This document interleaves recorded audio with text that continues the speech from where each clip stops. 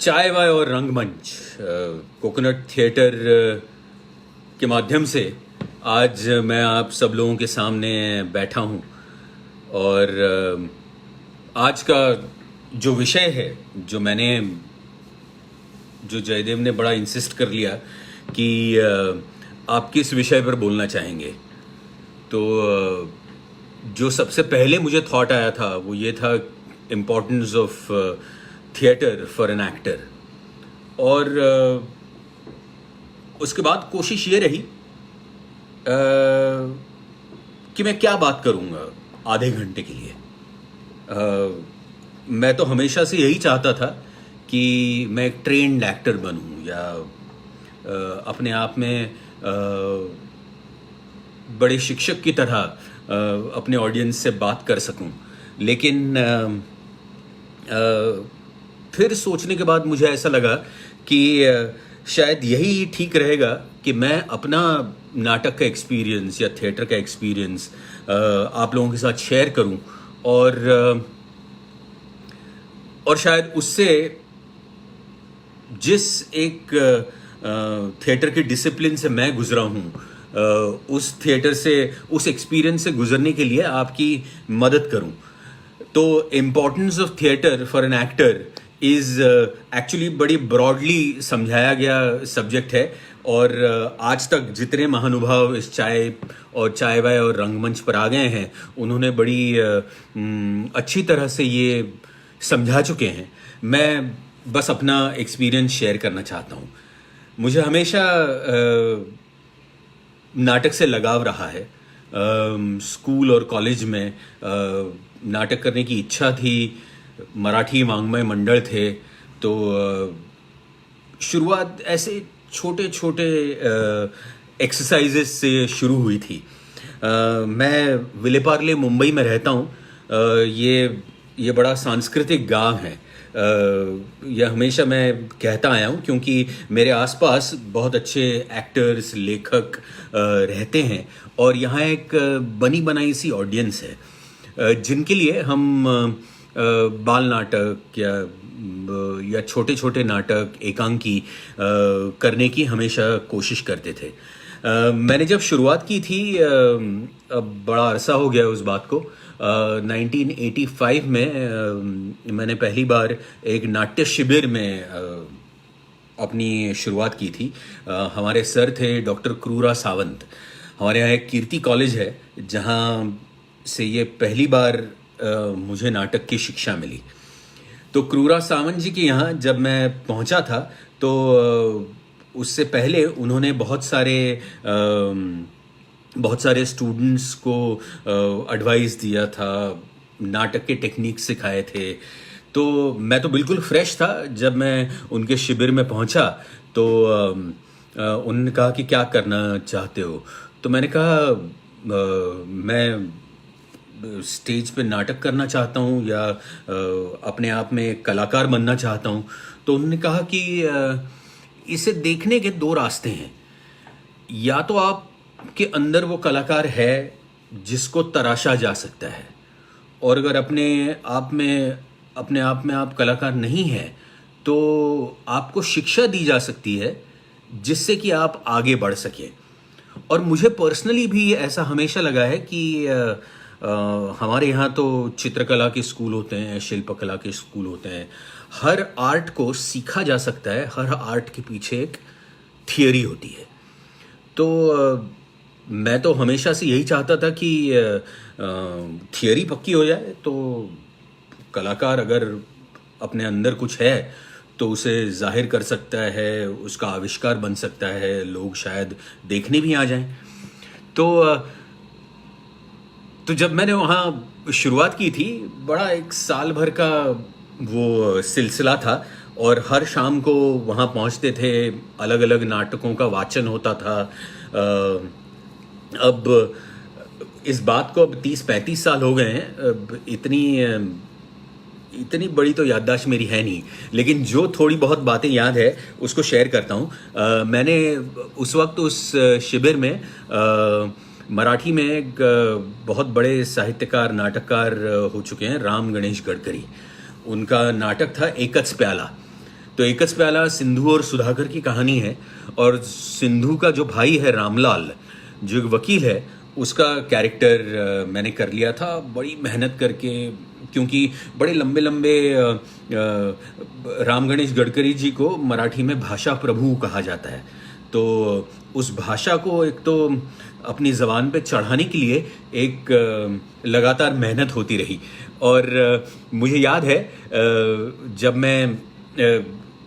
जब मैंने वो उसको रटना शुरू कर दिया था या फिर कहना शुरू कर दिया था, तो आवाज़ एक तो हलक से निकलती नहीं थी। तो वो पहली बार सावंत सर ने मुझे बताया था कि ये जो बोलने की कोशिश कर रहे हो वो शायद सिर्फ अपने गले से बोलने की कोशिश कर रहे हो, पेट से बोलना सीखा जा सकता है। एंड तब मैंने कोशिश की थी। एक तो मुझे याद है कि हर एक्टर वहाँ उस शिविर में जो भी आते थे, हर एक का अपना अपना एक कोई प्लस पॉइंट होता है। जैसे एक हाथ थे जो नृत्य में माहिर थे, कुछ एक थे जो गाते अच्छा थे, कुछ थे जिन्होंने पहले थोड़ा सा एक्सपीरियंस था, तो उनको एक एडवांटेज हो जाता था कि इतने सारे लोगों में उनका काम दिखाई देता था या निखर के आता था। तो मुझे लगता था कि ये तो बड़ा मुश्किल है इनके साथ में ये compete करना, या मैं क्या कर लूँगा। तो मैंने ये सोच लिया था कि अपने आप में कोशिश ये होनी चाहिए कि हर एक शब्द बिल्कुल मोती की तरह बाहर आना चाहिए मेरे मुंह से, या फिर people should take attention of what is he saying. तो इस चक्कर में मैंने पहली बार ये जान लिया था कि जो नकल होती है, जो अपने संवादों की नकल होती है, वो बिल्कुल सही होनी चाहिए। इसकी मैं एक वजह बताता हूँ। हर एक्टर अपने आप में नहीं, मैं थोड़ा सा भूल गया था, लेकिन फिर मैंने अपने आप को संभाल लिया और फिर मैंने एक लाइन ऐसे बोल दी, फिर ऐसे बोल दी। शायद एक आध दो बार इसकी मदद आपको हो सकती है, लेकिन अगर नकल आपकी ठीक तरह से आपके मुंह चढ़ गई हो तो आपको हमेशा इसका फ़ायदा रहेगा। क्योंकि इम्प्रोवाइज तो तब होता है जब everybody is trying to improvise. अगर आप भूल गए हैं तो वो गलती ही है, और वो गलती आप इम्प्रोवाइज करके सुधार नहीं सकते। बड़े माहिर लोग हैं जो सुधार भी सकते हैं, और बाहर ऑडियंस को पता भी नहीं चलता। It is a unique talent which cannot be banked on. ये मेरे कहने का मतलब है। फिर भी अगर आप लोग कोशिश करते रहें तो unless and until the dialogue becomes a second culture, you do not attempt a performance. ये मुझे हमेशा से उस पहले अनुभव का ये मेरा एक्सपीरियंस रहा है। उसके बाद में मैं मराठी थिएटर में काम करना शुरू किया। हम राज्य नाट्य स्पर्धा में या एकांकी स्पर्धा में अपने आप को तराशने की कोशिश करते थे। तो तब भी यही कोशिश रहती थी कि हमारे यहाँ जो बहुत सारे स्टूडेंट्स थे, हम लोग सारे कॉलेज में थे, तो अपने आप नाटक लिखा जाए या पेश किया जाए, इसकी कोशिश थी। और इसकी वजह ये थी कि हम लोग उस दौर में बहुत सारी स्पर्धाएं, बहुत सारे कॉम्पिटिशन्स देखने जाया करते थे। हिंदी की, इंटर बैंक, इंटर कॉलेजिएट। तो उन सब से एक आइडिया हो गया था कि शायद इस तरह का माहौल होता है, इस तरह से नाटक बनाया जा सकता है। सिनेमा का इन्फ्लुएंस हमेशा से रहा है। एकांकी लिखते हुए ऐसा लगता था कि अरे वो जो फिल्म देखी थी उस पे नाटक लिखना चाहिए। ये उस दौर का एक जैसे फास्ट फूड होता है वैसे चटपटी एक्टिविटीज़ थी, जो भी करना ज़रूरी था, गलतियां करनी ज़रूरी थी, जो सारी गलतियां हमने कर ली थी।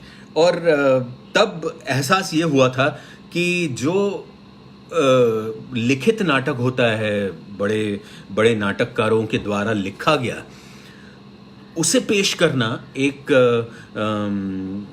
बड़ा अच्छा एक्सपीरियंस हो सकता है। या एक अच्छे डायरेक्टर से हम क्या क्या सीख सकते हैं। अच्छा निर्देशक हमेशा वही होता है जो एक्टर के गुण दिखाता है और अवगुण छुपाता है। तो हमारी तकदीर बड़ी अच्छी थी कि हमें इस तरह के दिग्दर्शक नाटक में नसीब हुए। और जैसे मेरे नाटक के पहले दिग्दर्शक थे विनय आपटे, जो मेरे गुरु रह चुके हैं। अब वो नहीं है, लेकिन जब भी मैं परफॉर्मेंस देना शुरू करता हूँ, विनय आपटे की आवाज़ और उनकी इंस्ट्रक्शंस मेरी कानों में बजती रहती हैं। इसकी वजह यह है कि वो बिल्कुल एक फ्रेश एक्टर पे अगर कोई संस्कार करना हो तो विनय आपटे मेरे गुरु थे। उन्होंने मुझे स्टेज पे किस तरह से खड़ा हुआ जाता है, मुझे याद है जब मैं पहली बार स्टेज पे खड़ा हुआ था तो पैरों में पसीना होता था। रिहर्सल में तो जूते वूते उतार के रिहर्सल्स करते थे, तो ऐसा लगता था कि मैं अपने पसीने में फिसल जाऊंगा, इतना डरा हुआ, इतना आई यूज्ड टू शेक। तो वो एक धीरे धीरे उसका कॉन्फिडेंस विनय की वजह से मुझे आता गया। एक विनय, ये सारी मेरी एक्टिविटी मराठी में है और शुरुआत भी मराठी से शुरू हुई थी, मेरी मातृभाषा है। और जितने भी नाटक हमने उस दौर में खेले, उन नाटकों में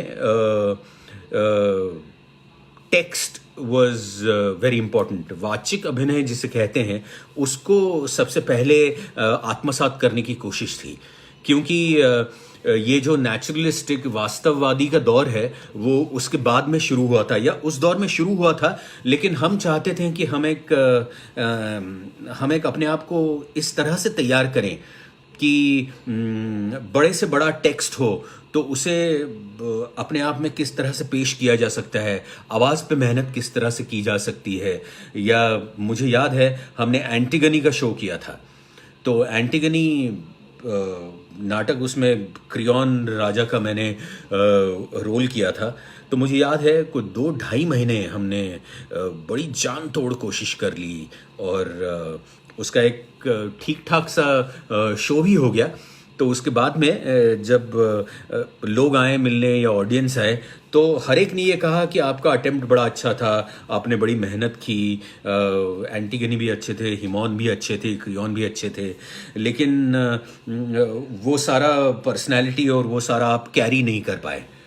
तो हमें ऐसा लगता था कि शायद हम सारे हम उम्र थे, 20, 22, 25, तो शायद वो पूरा वो सब कुछ हम अपने आप में ला नहीं पाए। अच्छा, ये सारी जैसे हर नाटक की एक अपनी प्रायोगिकता होती है, उस प्रायोगिकता में अपने आप को तराशने की कोशिश की जाती है। लेकिन उसमें एक सबसे बड़ी लर्निंग ये थी कि जब तक आप में उस टेक, तो उसमें कोशिश ये रहती थी कि अच्छा नाटक हो। और तो मुझे याद है कि जब एंटिगनी में हम में से किसी को कुछ सर्टिफिकेट नहीं मिला या हमें कोई अवार्ड्स नहीं मिले, उसका बड़ा बुरा लग गया था, क्योंकि 2-2.5 महीने की मेहनत थी। लेकिन जब विनय आपटे के साथ मैंने काम करना शुरू किया, तब मैंने पहली बार ये जाना कि एक टेक्स्ट को जैसे मराठी में कहते हैं की पूर्ण विरामापर्यंत वाक्य म्हणता आलं पाहिजे, पूर्णविराम सुद्धा ऐकू आला पाहिजे। इसका मतलब ये है कि if you are reading, a full stop also can be heard and the text has to, मतलब लाइन जब तक पूरी होती है तब तक आपकी सांस वहां तक पहुंचनी चाहिए। तो उस भाषा के प्रति या उस डायलॉग्स या उसके प्रति जो मेहनत थी वो उस दौर में शुरू हुई। मुझे याद है हम लोग नवभारत टाइम्स नहीं, मराठी पेपर के जो एक पहली न्यूज़ होती है थोड़ी सी संक्षिप्त में, और उसके बाद में लंबी न्यूज़ आ जाती है। तो हमें ये कहा जाता था, विनय ने कहा था कि ये जो संक्षिप्त वाली जो न्यूज़ है उसको रोज़ आपको रटना है और यहाँ आके बताना है, लेकिन इस तरह से बताना है, उसका ड्रामा होना चाहिए। मतलब ये नहीं कि न्यूज़ रीडर पढ़ रहे हैं। जिस तरह से मराठी से हिंदी में काम करना शुरू हुआ, तब नवभारत टाइम्स के हिंदी डायलॉग, हिंदी न्यूज़ को हम लोग उस तरह से प्रिपेयर करते थे। तो एक छोटी छोटी बातें हैं। जब आवाज़ पे मेहनत होती थी, मुझे याद है हम लोग रिहर्सल में पहुंच के पहले ओमकार लगाते थे। और ये मैं बार बार यहाँ क्या हो रहा है, चूंकि सामने कोई नहीं है और शायद ये सारी बातें आपको बड़ी इनोसेंट सी और बेसिक लग रही होंगी, लेकिन और मैं जानता हूं कि इससे पहले बहुत सारे वक्ता आके आपके साथ बात कर चुके हैं, लेकिन मैं बड़ी थोड़ी थोड़ी बातें अपने बारे में बताना चाहता हूं, क्योंकि वो सारी बातें उस दौर में मुझे बड़ी काम आई थी। और उसके बाद में मेरी निर्देशिका थी सई परांजपे, जिनके साथ मैंने एक फोकलोर और फोक किया था, जिसका नाम था धिकताम। धिकताम च तम च मदनम च इमाम च माम च, मतलब इसका प्यार इससे है, इसका प्यार इससे है, इसका प्यार इससे है, ऐसी एक चेन है। और हम सारे उस चेन में घिरे हुए एक फोकलोर की तरह हैं। तो बड़ा लोकनाट्य था और बहुत अच्छी तरह से उन्होंने सई परांजपे जी उनकी निर्देशिका थी, और उनके साथ काम करके एक बिल्कुल अलग ही माहौल था। उनकी अपनी राइटिंग इतनी लाइट और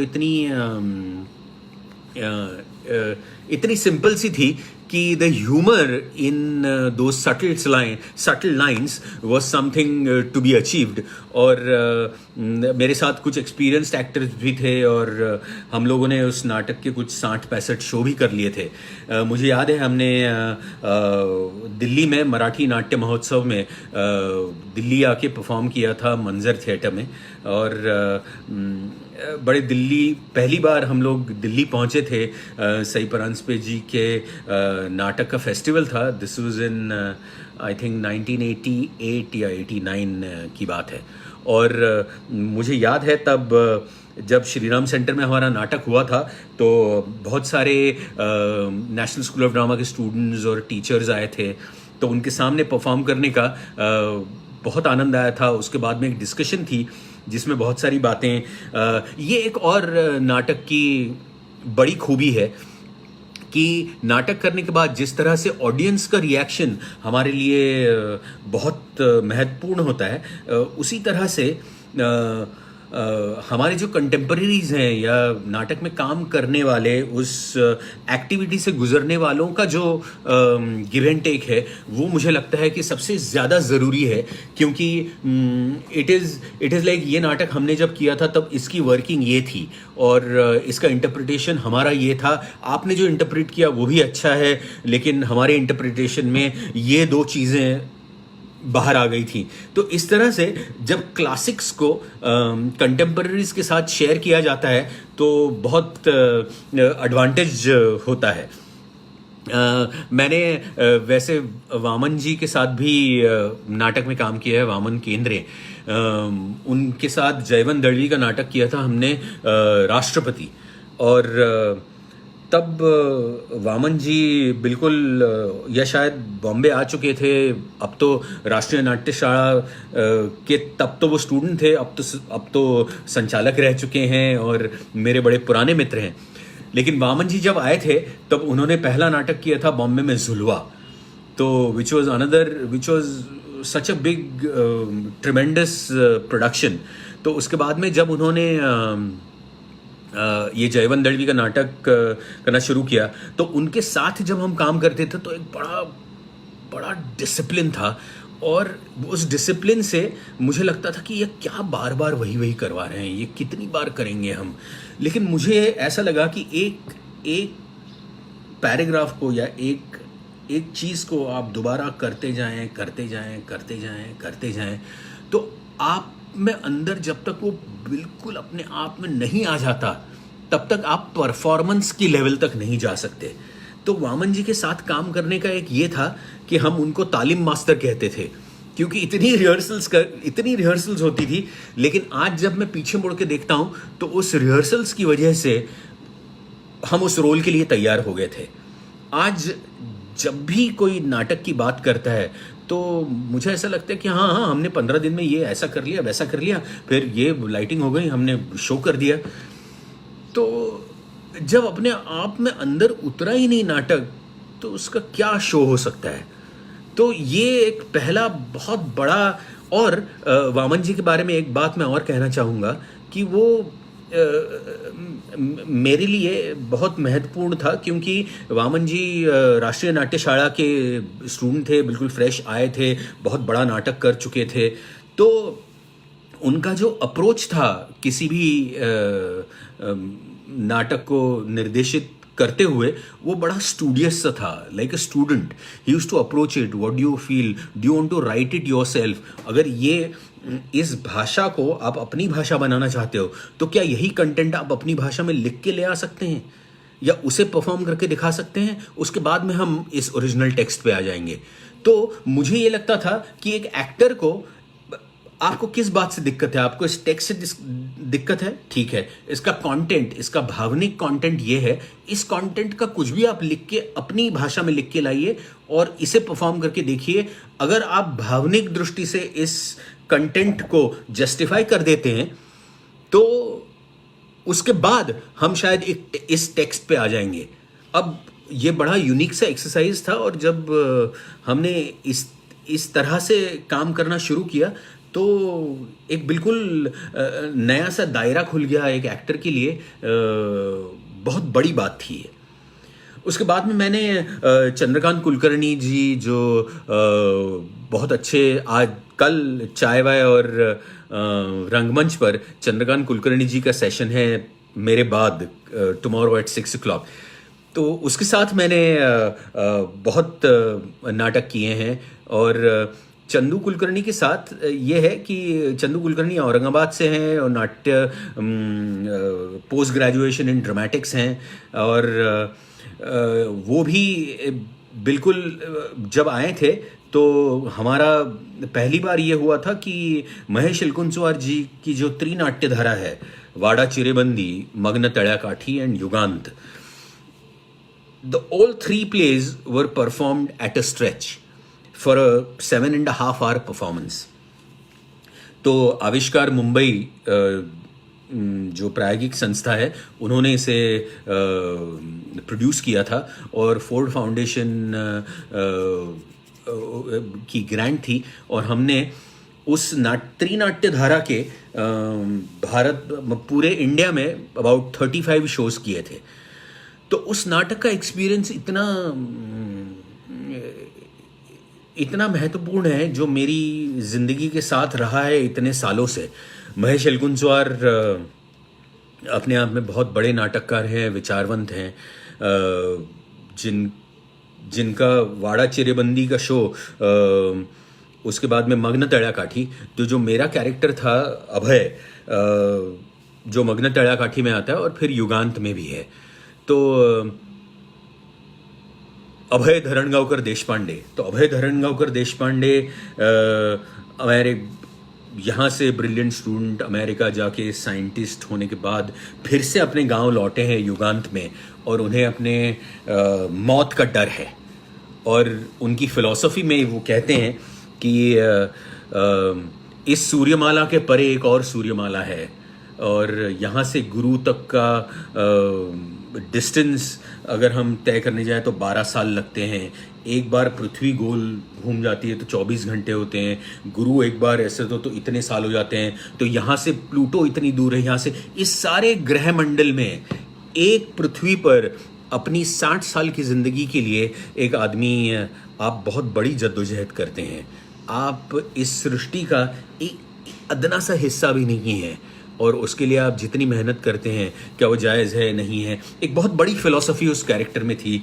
आज भी जब भी मैं अभय के बारे में सोचता हूँ या अभय धरणगावकर देशपांडे के बारे में सोचता हूँ तो मुझे हमेशा ये सारा इस संसार के गणित में, एक 60 साल की ज़िंदगी में हम अपने दोस्त, अपनी भावनाएं, अपने दोस्त, ये सारों इन सारी चीज़ों में हम कितने उलझे रहते हैं।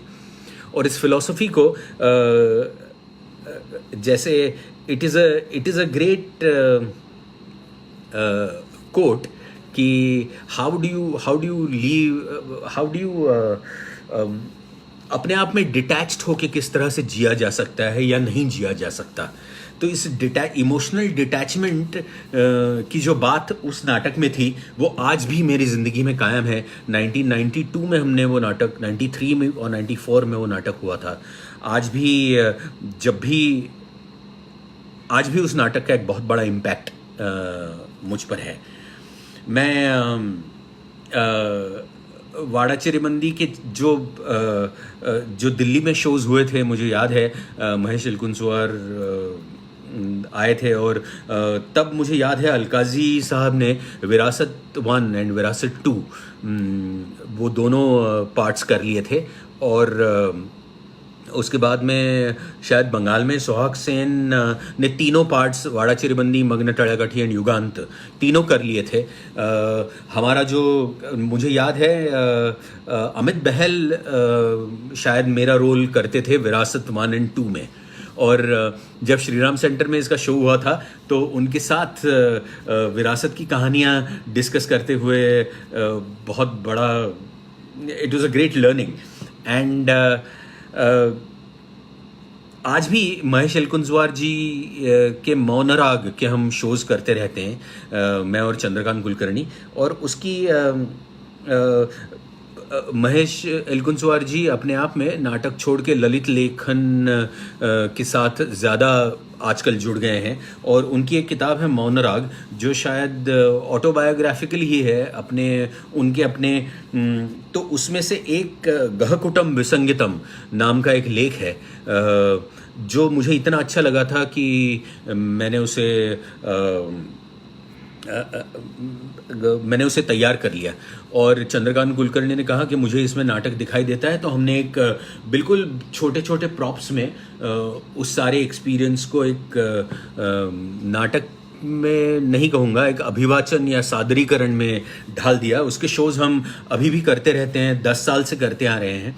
और वो बड़ा एक सेल्फ एनरीचिंग एक्सरसाइज हो जाता है मेरे लिए, क्योंकि जब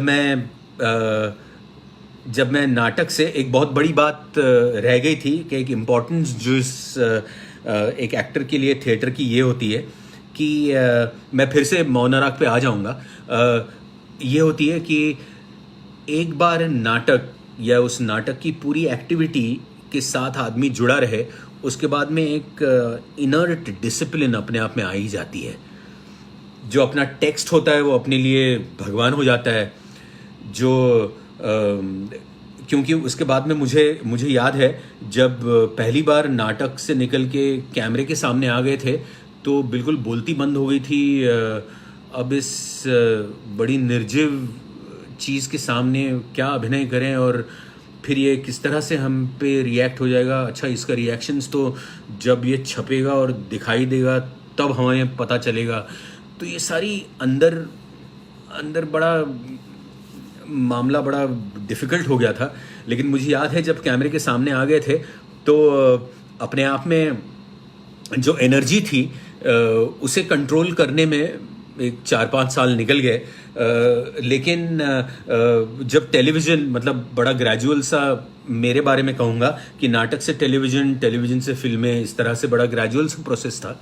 तो जब कैमरे के सामने आए तो कैमरे के सामने हमेशा नाटक की एक डिसिप्लिन का या एक रिहर्सल्स का अपने आप को देखने का एक ऐसा नज़रिया बन गया था कि कैमरे से कभी भी डर नहीं लगा, को एक्टर से कभी भी डर नहीं लगा। अगर को एक्टर नाटक वाले ही आ जाए तो काम करने में बड़ा मज़ा आ जाता था, एक गिव एंड टेक दिखाई देता था। बड़े ही टुकड़े टुकड़े में शूटिंग हो जाए फिर भी एक सीन का मज़ा लेने की आदत हो गई थी। तो ये सिर्फ नाटक की वजह से हुआ मेरे साथ, ये मैं बिल्कुल मानता हूँ। जब टीवी के कैमरे से फिल्मों के कैमरे तक गए थे तब तक अपने आप में एक बहुत अच्छा सा पॉजिटिव कॉन्फिडेंस था कि मुझे याद है तब छोटी बड़ी फिल्में कर ली थी, मराठी में कर ली थी, हिंदी में कर ली थी। और मुझे याद है हम पहली बार मैं और निनाद कामत, मेरे बड़े अच्छे मित्र हैं, हम लोग एक सीन के लिए विरुद्ध नाम की फिल्म थी जिसमें अमिताभ बच्चन थे। और तो हमने कहा कि आज तो बड़ी परीक्षा का दिन है, आज हम इनके सामने कैसे खड़े रहेंगे, क्या हो जाएगा, ये जब डायलॉग बोलेंगे हम गिर तो नहीं जाएंगे, हमारे साथ क्या हो सकता है। लेकिन मुझे याद है कि जब हमने उनकी आंखों में देखा और उन्होंने डायलॉग बोला और मैं अपना डायलॉग बोलने के लिए बिल्कुल कॉन्फिडेंटली उनके सामने खड़ा रहा।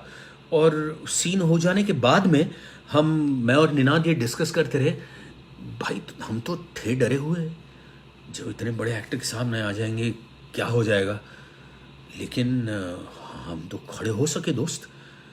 तो कहता है यही है जो सालों से किया हुआ नाटक या सालों से किए हुए इस एक्सरसाइज का ये एक्सटेंशन है।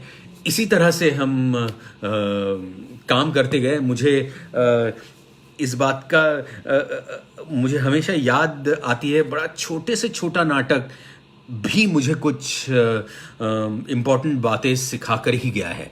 मेरे लिए मौनराग के शोज़ जब मैं करता हूँ तो मुझे लगता है कि अपने आप में मैं 10 साल से वही नाटक करता रहता हूँ और 10 साल से हर शो में नई नई चीज़ें मुझे मिलती रहती हैं। ये एक मैजिक की तरह है। आज एक नाटक का परफॉर्मेंस जो प्रेक्षकों के बिना पूरा नहीं होता, जिस तरह से नाटक सिर्फ इस तरफ खेला नहीं जाता, वो सामने भी खेला जाता है। जब सामने से रिएक्शन आता है तो हर प्रयोग में बदलाव आता है, इम्प्रूवमेंट होती है, हर एक्टर अपनी अपनी चीज़ें समझता रहता है। ये एक ऐसा सिनेमा वालों की लैंग्वेज में ये एक ऐसा वन शॉट हो जाता है कि जब कैमरा तो शुरू हो गया, अब तो जब तक पर्दा नहीं गिरेगा तब तक ये शॉट चलता रहेगा। तो उसकी अपनी एक एक्साइटमेंट है।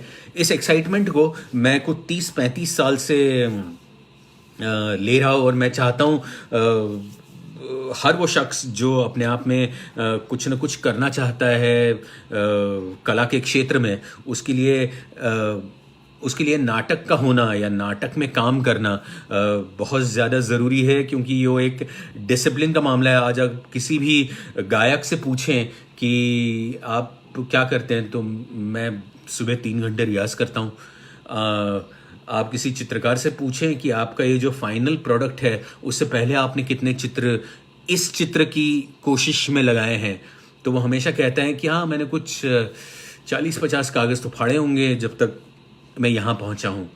तो it is a trial and error. और जब तक हम इस दौर से ना गुजरें तब तक मुझे हमेशा लगता है कि क्रिएटिव प्रोसेस में कुछ भी डेफिनेट नहीं होता। हम एक अच्छी चीज़ की तरफ बढ़ते हैं और हर एक की कोशिश के बाद एक कुछ चीज़ खड़ी हो जाती है। तो उस चीज़ को खड़ी करने के लिए जैसे मुझ जैसे एक एक्टर को खड़े करने के लिए जो भी एक्टिविटी रही है नाटक की, जो भी मेरे निर्देशक रहे हैं, डायरेक्टर रहे हैं, उन्होंने मुझे बड़ी मदद की है और उन्हीं की वजह से शायद मैं अब तक इस परीक्षा में पास होता आया हूँ या पास होने की कोशिश करता हूँ। मैं फिर से कहूँगा कि जो भी बातें मैंने शेयर की बड़ी बेसिक सी हैं, लेकिन अपने आप में मैं बड़ा इमोशनल हो जाता हूँ जब नाटक और नाटक वाले मिल जाते हैं। और जिस तरह से आप लोग कोकोनट थिएटर की वजह से इस चाय वाय और रंगमंच से जुड़े हुए हैं, मेरी इन बातों से शायद कोई इंस्पायर हो जाए, शायद रोज़ पढ़ना शुरू करें, रोज़ एक पैसेज प्रिपेयर करें।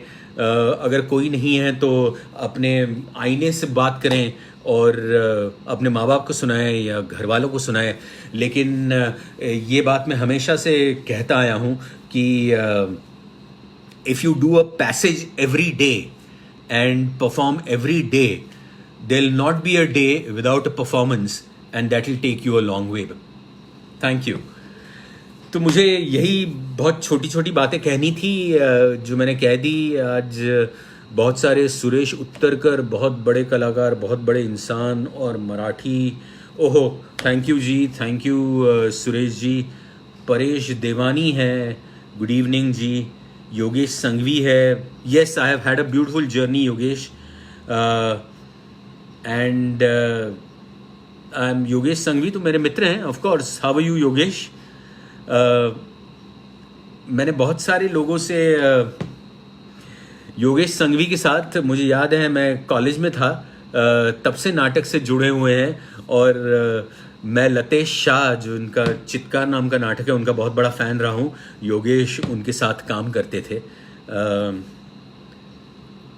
अदनान सरखोद नमस्ते जी।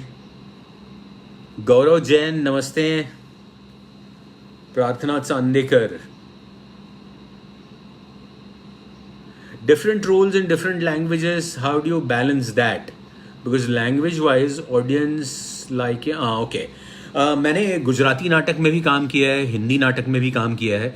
तो मुझे हमेशा मराठी नाटक, क्योंकि मेरी मातृभाषा है, मैंने ज़्यादा काम किया है। लेकिन गुजराती थिएटर के बारे में बताना चाहूँगा कि गुजराती में मैंने 2 नाटक किए हैं।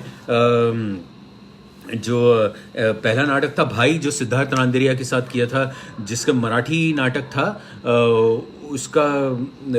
उसकी ट्रांसलेशन थी और बहुत सक्सेसफुल था। और मुझे पूरे गुजरात में, अहमदाबाद और वहाँ परफॉर्म करते हुए बहुत मज़ा आया।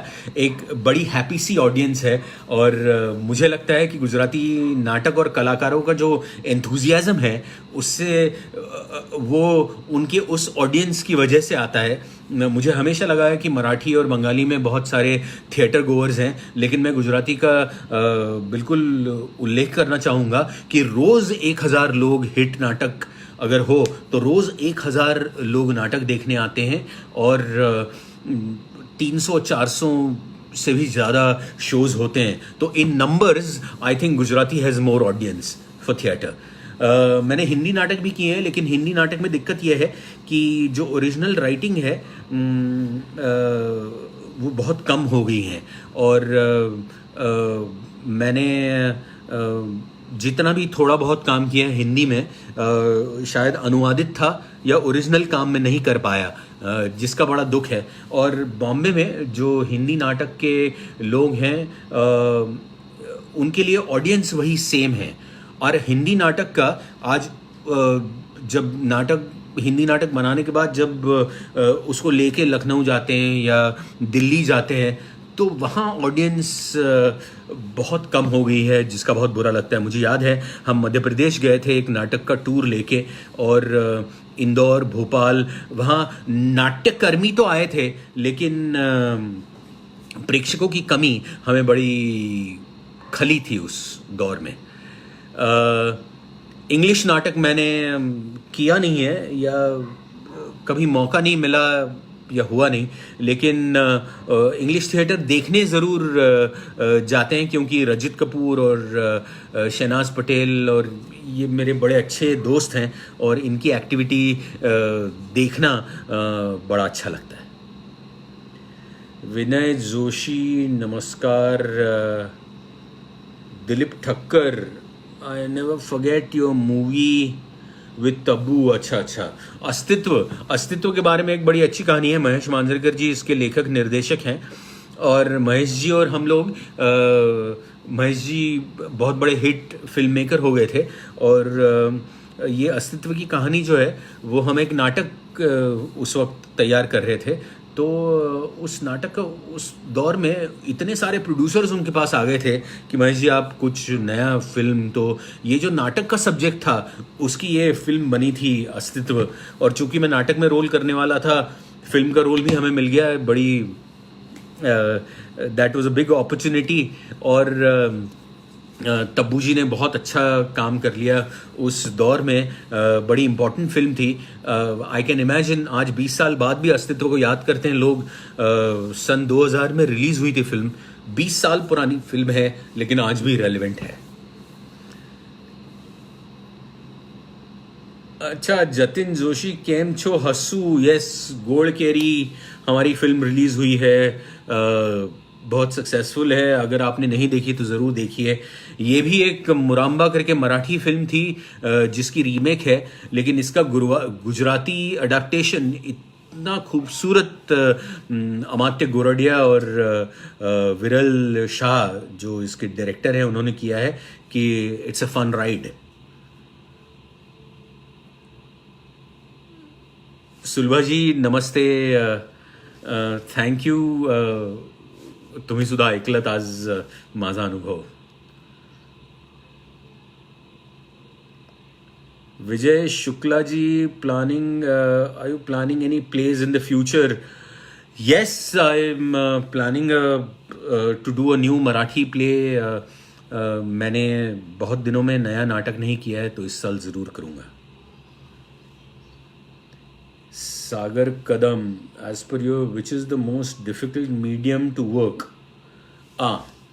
थिएटर, ये मैंने हमेशा से कहा है कि theatre, television and films are the three mediums. As actor I have always believed that film is a director's medium.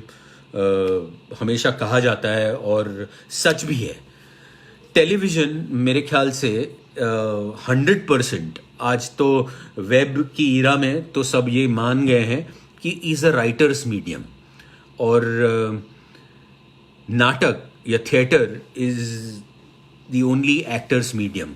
तो मुझे एज एक्टर ये सही है कि नाटक में काम करना अच्छा लगता है, because it is a actors medium. सारी इंस्ट्रक्शंस, सारी रिहर्सल्स एक पॉइंट के बाद परे हट जाती है और ऑडियंस के सामने एक एक्टर खड़े हैं और वो अपनी बात कह रहे हैं. It completely belongs to the actor. Theatre as a medium, television to the writer and films to the director. आज मुझे नाटक में काम करना अच्छा लगता है और फिल्मों में भी काम करना अच्छा लगता है, क्योंकि ये आजकल ज़्यादा से ज़्यादा have realise that to follow instruction of the actor should be intelligent to follow instruction. And हमारे यहाँ एक्टर जो है वो इंटेलिजेंस को बड़ा बड़ा अलग तरीके से ले लेते हैं. The actor should be intelligent to follow instruction given to him by the director, because if you do not grow on the director's thought, you're growing individually, which is not contributing to the whole क्या कहते हैं, जिस एक director film में जो कहने की कोशिश कर रहा है उसे, if you're individually thinking your own role, then it doesn't help the director's equation. But anyway, that's a different logic, but I like acting in films. Any other theater actor's role that you like the most and you would like to do the same role if you're given a chance? Oh, अच्छा, ये वाला तो मैंने नसीर साहब और रत्ना जी का dear lawyer कुछ 20-22 बार देखा हुआ है, और मैं चाहता हूँ कि किसी दिन ऐसा मौका हो जाए, कुछ मैजिक हो जाए और उस तरह का काम करने का मौका मिल जाए. आज जब भी मैं वो नाटक देखता हूँ तो रत्ना जी और नसीर जी की जो प्रिपरेशन है of dear liar, that preparation, how I wish उनकी जो 20 साल की मेहनत है वो कुछ हो जाए और मुझे आ जाए. I know it would take me 20 years or more to do that level of performance, but that is something I wish. Which is your favorite role in the Hindi movie? अच्छा, ठीक है. Please share your experience about Gujarati play Kanji Viruddh Kanji, Krunal Bhuta. Kanji Viruddh Kanji was written by Bhavesh Mandalia and directed by Umesh Shukla. I did 253 shows of that play, and I used to love performing it बहुत successful नाटक रहा। मुझे याद है सूरत, बोरीवली, अहमदाबाद, हर जगह उसे करने में बड़ा मज़ा आता था। मेरे बाद में टीकू तलसानिया जी ने इस नाटक को परफॉर्म किया, परेश रावल जी ने हिंदी में कर लिया, परेश रावल जी ने उस पर फिल्म भी बना ली। I cherish my experience of Kanji Viruddh Kanji. How to start theatre? I'm a software engineer, not who's not carved out for it. Oh, विचार शर्मा, हर शख्स को यही लगता है कि the grass is greener on the other side. You're a software engineer. You can always associate yourself with an experimental activity. Try and find theatre activity in your area. Try and associate yourself. Try and do backstage, try and do readings of a play, try and be associated with the theatre activity for a while till you actually understand it well. And क्या मुझे इसमें interest नज़र आ रहा है या नहीं आ रहा है, इसको प्लीज़ गेज करें पहले। Don't jump into it unknowingly.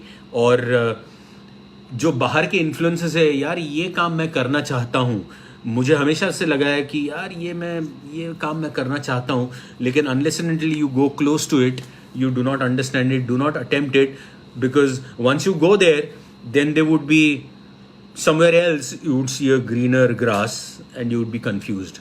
Don't jump into it intuitively. Learn it and then join it.